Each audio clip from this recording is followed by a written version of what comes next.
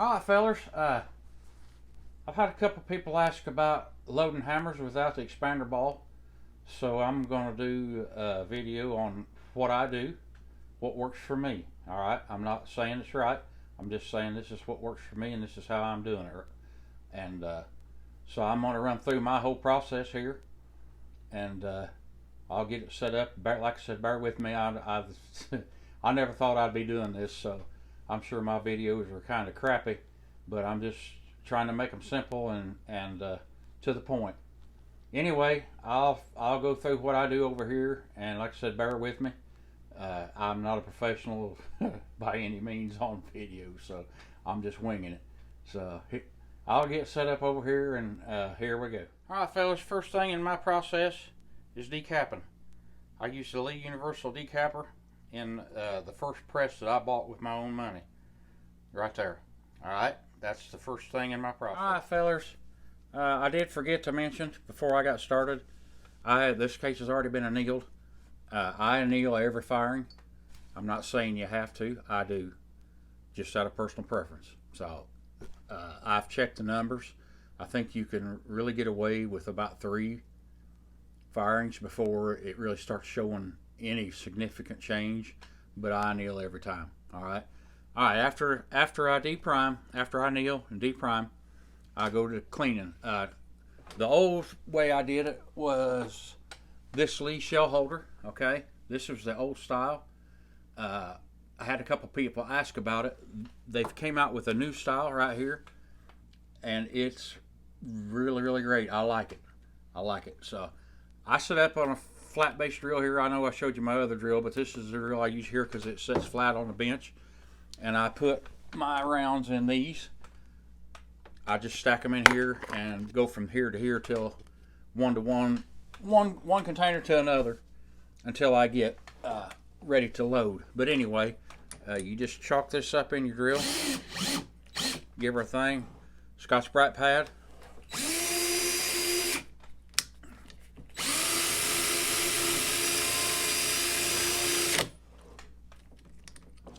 She's clean as a baby's butt. All right, let me get moved here, and then I'll show you what we're doing about sizing without the expander ball. All right, fellas, from there we go to the resizing. Okay, I use Horny dies for the rum because that's what I had here.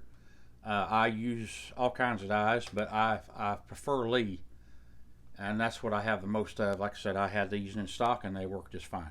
Anyway, what we do is we remove, or I remove, the expander ball completely. Alright, so all we've got left is a hollow resizing die. Now this will give you, on this die here, it gives me right at 3.5 thou neck interference. Alright, the Lees will give you a 3.7, 3.6 right in there somewhere. And that's what's working for me with the hammers. So I'm not saying it's right, I'm just saying this is what works for me. But like I said, just pull it completely out. All right. Let me get this threaded in, and I'll bring you right back, and I'll show you the resizing process. All right, which, like I said, this is no big deal. All right, fellas, we'll get our die screwed in here.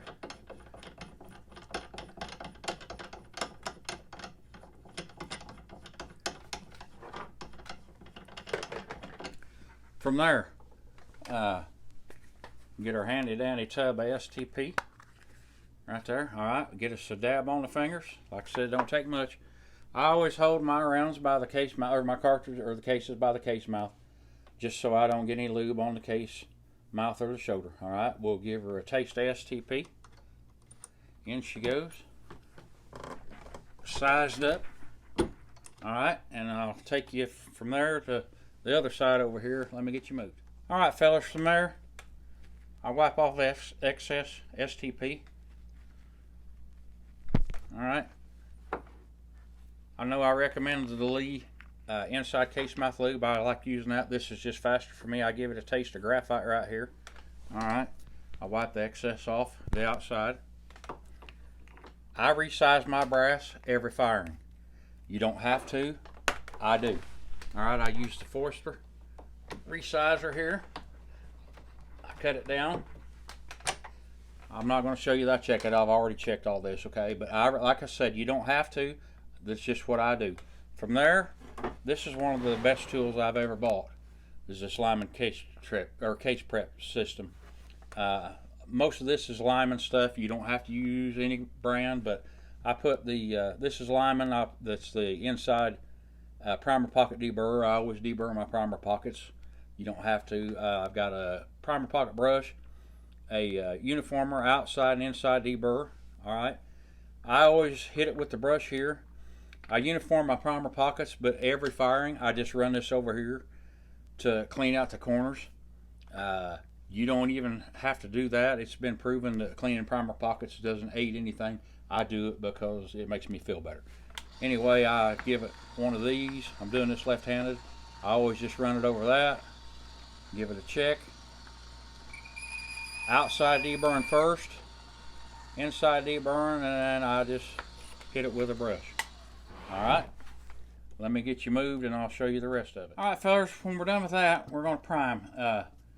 I use the Lee bench primer. I switched to this about a year ago. I really like it because I can keep primer trays with primers in them here. Let me show you. With whatever I'm using, okay? I can keep them marked.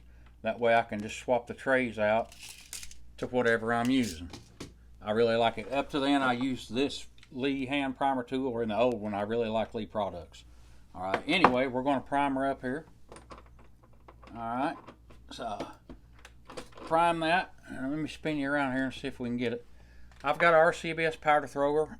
It will only throw X amount of powder, and I'm loading the rum at 100 grains and it won't throw enough. So I use my cheap Hornady electric scale, which is really pretty accurate, and my Lee dippers. Alright, and I dip in close to my powder charge. Like I said, I know this is just monotonous stuff, boring, but this is how I do it.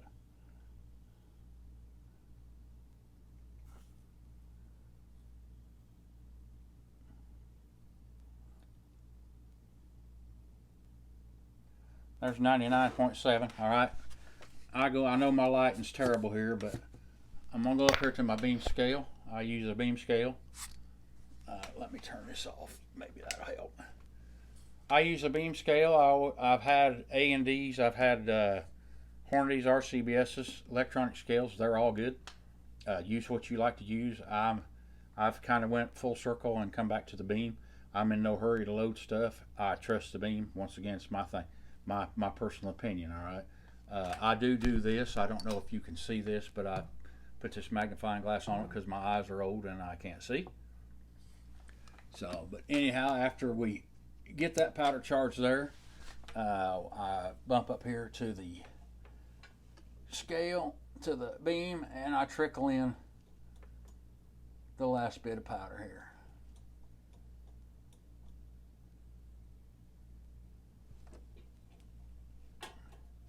Alrighty. That being done, then we'll dump this in here. Like I said, you guys all know how to do this. This makes no difference at all. And then we'll move back over here. I'll bring you right back. Alright fellas, from there, take a 124 grain hammer hunter. Alright, I use the standard, just the standard seat and die. It's nothing special. Don't need anything special in my opinion. I'm not shooting competition. About knocked that out of there. Sorry about that. Alright, we'll seat the bullet. I like to seat to the last PDR groove. I like as much of the bullet in the case mouth as possible. That's me. That's what I like. That's what works for me. You use what works for you, alright? From there, we'll swap out here to our Lee factory crimp die.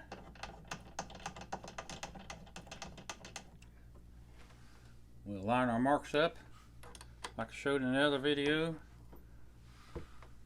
Give her a crimp. And that's all there is to it, gentlemen. That's how I do it.